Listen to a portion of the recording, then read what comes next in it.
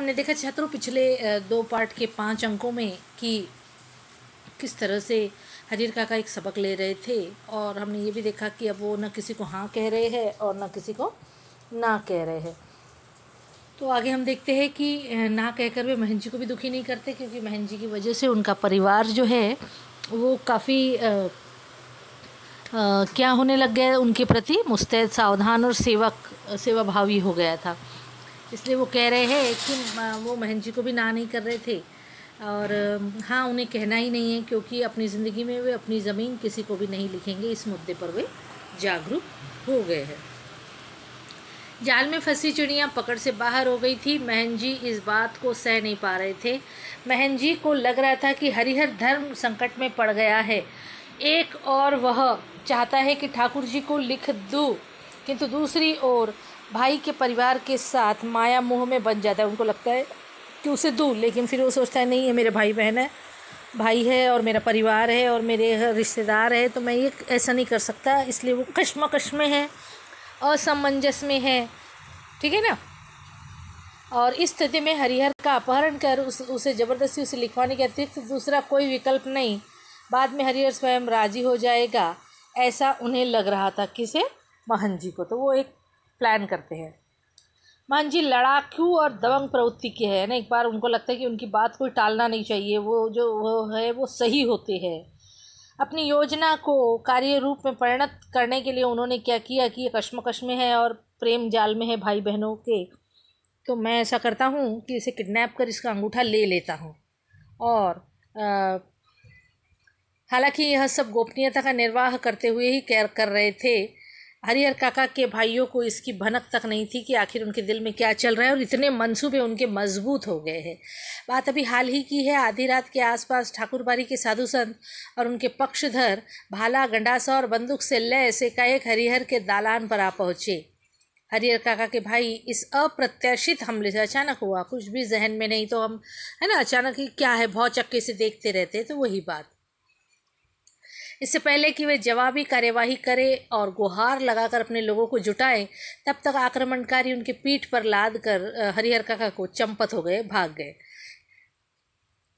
गांव में किसी ने ऐसी घटना नहीं देखी थी, न सुनी ही थी। सारा गांव जाग गया। शुभ चिंतक तो उनके यहाँ जुटने लगे, लेकिन अन्य लोग अपने दालान और मकान की छतों पर जमा होकर आहट लेने और बातचीत करने लगे कि क्या हुआ होगा और क्या हो रहा है।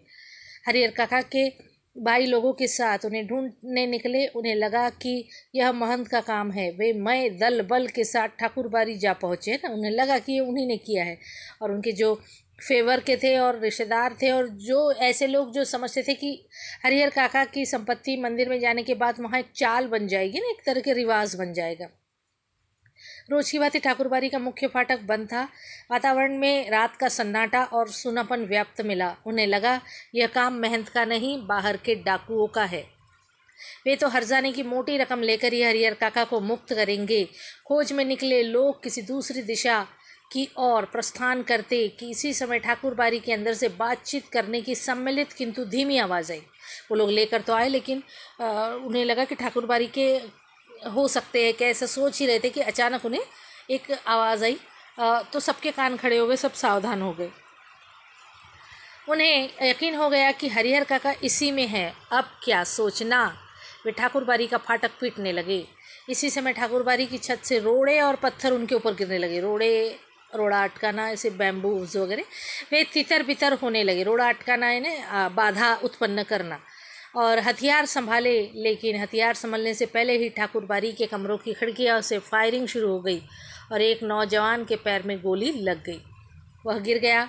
उसके गिरते ही हरिहर काका के भाइयों के पक्षधर तो सिर्फ भाग गए, है ना। उन्हें लगा कि यहाँ तो जान का मसला है, और फिर वो चले गए। अब बचे कौन? तीनों भाई। अपने तीनों के बूते इस युद्ध को जीतना उन्हें असंभव लग रहा था, इसलिए वे कस्बे के पुलिस थाने की ओर दौड़ पड़े।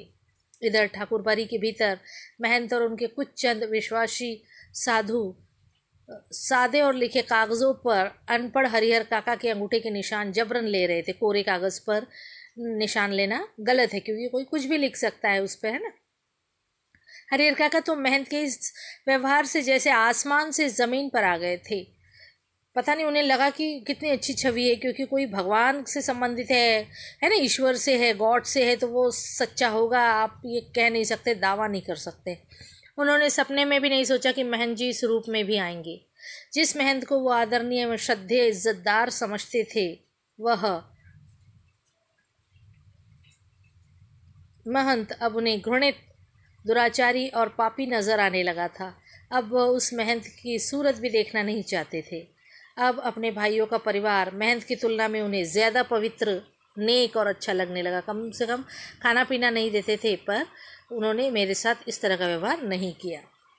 हरिहर काका ठाकुर बाड़ी से अपने घर पहुंचने के लिए बेचैन थे, लेकिन लोग उन्हें पकड़े हुए थे और महंत जी समझा रहे थे कि भाई हरिहर, तुम्हारे भले के लिए यह सब किया गया है। हरिहर, अभी तुम्हें लगेगा कि हम लोगों ने तुम्हारे साथ जोर ज़बरदस्ती की, लेकिन बाद में तुम समझ जाओगे कि जिस धर्म संकट में तुम थे, है ना, एक कश्मकश में, उससे उबारने के लिए यही एकमात्र रास्ता था। एक और ठाकुर बाड़ी के भीतर जबरन अंगूठे का निशान लेने और पकड़कर समझाने का कार्य चल रहा था, तो दूसरी ओर हरिहर काका के तीनों भाई सुबह होने से पहले ही पुलिस की जीप के साथ ठाकुर बाड़ी आ पहुँचे। जीप से तीनों भाई, एक दरोगा और पुलिस के 8 जवान उतरे। पुलिस इंचार्ज ने ठाकुर बाड़ी के फाटक पर आवाज़ लगाई, दस्तक दी, लेकिन अंदर से कोई जवाब नहीं आया। अब पुलिस के जवानों ने ठाकुर बाड़ी को चारों तरफ से घेरा डाल दिया जितना उसका था।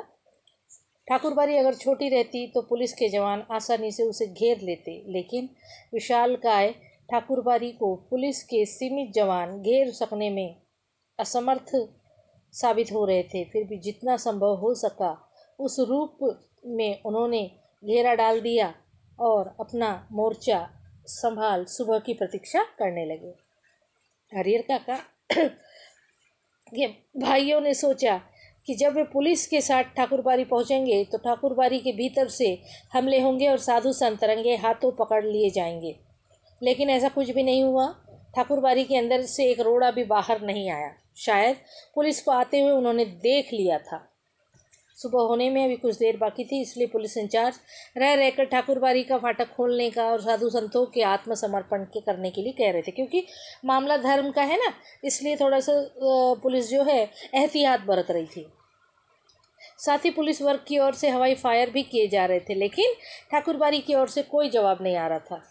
सुबह तड़के एक वृद्ध साधु ने ठाकुर बाड़ी का फाटक खोल दिया। उस साधु की उम्र 80 वर्ष से अधिक की होगी।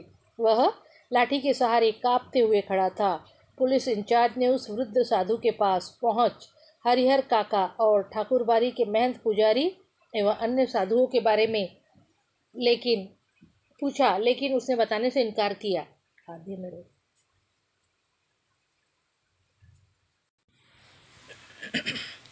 सुबह तड़के एक वृद्ध साधु ने ठाकुर बाड़ी का फाटक खोल दिया। बहुत ही वृद्ध था वो, 80 वर्ष से ऊपर। वह लाठी के सहारे कांपते हुए खड़ा था। पुलिस इंचार्ज ने उस वृद्ध साधु को जानबूझ के भेजा गया ताकि पुलिस उसे मारे पिटे नहीं, है ना, और विश्वास भी करे। पुलिस इंचार्ज ने उस वृद्ध साधु के पास पहुंचकर हरिहर काका और ठाकुर बाड़ी के महंत पुजारी एवं अन्य साधुओं के बारे में पूछा, लेकिन उसने कुछ भी बताने से इनकार कर दिया। पुलिस इंचार्ज ने कई बार उससे पूछा, डांट लगाई, धमकियाँ दी, लेकिन हर बार एक ही वाक्य कहता, मुझे कुछ नहीं मालूम। ऐसे वक्त पुलिस को लोग मारपीट का सहारा लेकर भी बात उगलवाते हैं, लेकिन इस साधु की उम्र वय देखकर इंचार्ज महटिया गया, अर्थात पीछे हो गया।